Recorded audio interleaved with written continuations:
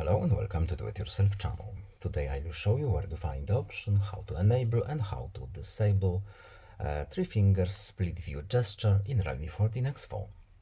So first of all, we need to go to our phone settings. Then in settings we are looking for accessibility and convenience menu. Then we need to go to the split view. And here we have our three finger swipe for split view switch. At the top, as you can see, we have a tutorial and explanation. What does it do? How does it work? With pictures.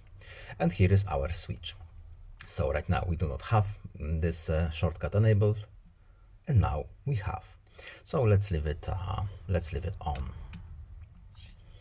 And that's all. I hope this video is helpful to you. Please leave a like and subscribe. Have a nice day and see you in the next video. Goodbye.